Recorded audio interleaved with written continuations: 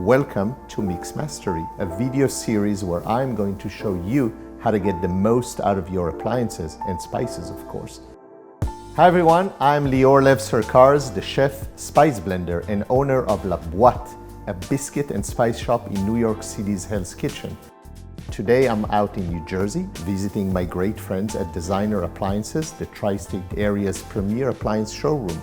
They've invited me as their first chef resident, so let's get cooking. Broiled steak is an easy and delicious way to cook any types of steaks. You don't need to light the grill, you can stay within your own kitchen, and within minutes you can get a great crust and color on your favorite cut of meat. Before we get started, let's make a spice blend. I love to use my signature Pilpel blend because it really brings out the beef's flavor.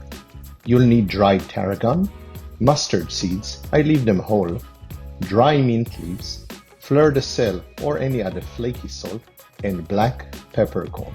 For the right texture, I grab a small sauté pan and press down the peppercorns with it. It gives you a nice coarse bits of pepper. You could do it in a mortar and pestle if you'd like, or you could do it just using traditional peppermint if that's what you have. I like this Pilpel blend because it has great texture from the whole mustard seeds and the herbaceous notes from the tarragon, and that really will take your steak to a whole other level with all of these great flavors inside of it and the slight acidity from the mint with the salinity or salt flavor from the salt. Now that you have your spice blend ready to go ahead and season both sides of your steaks with it and a few pinches of salt.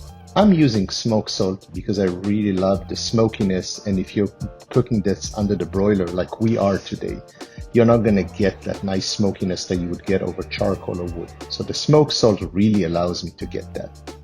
Press down firmly so you get a nice thick crust of spices. Don't be afraid to use a lot of seasoning.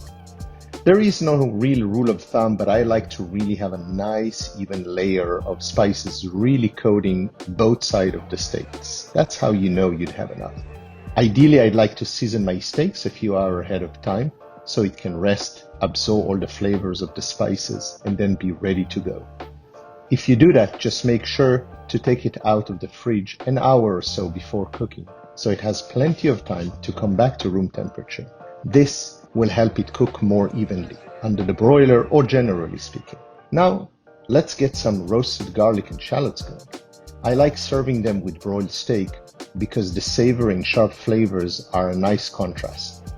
Preheat your oven to 400 degrees. Then cut in half the garlic and shallots, season them with a pinch of your Pilpel blend and some olive oil, and wrap them in aluminum foil so you have an individual packets for each.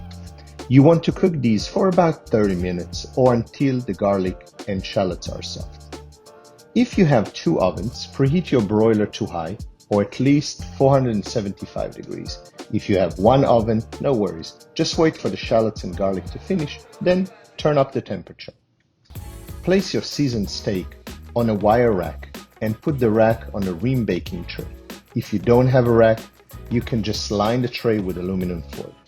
Cook the steak under the broiler for about 7 minutes and flip it onto the other side for another 7 to 10 minutes, depending on how thick it is and how rare you like it. When the steak is finished cooking, let it rest for about 10 minutes. Meanwhile, mix the rest of the Pilpel spice with some olive oil, red wine or balsamic vinegar, and chopped fresh herbs to make the dressing. Open up the garlic and shallot packet, stir in their juices into your vinaigrette. Slice the steak that now has rested, add the vegetables, and drizzle the dressing on top. Enjoy! Now you give it a try and let us know how it works. Put your comments below, subscribe to our channels where you'll find more of our Mix Mastery series, along with helpful appliance reviews and kitchen design videos. You can also follow us on Instagram at LaBoiteNY and at Designer Appliances. And hey, if you're local, come see us in New York or in Jersey. We'll be glad to answer your questions in person.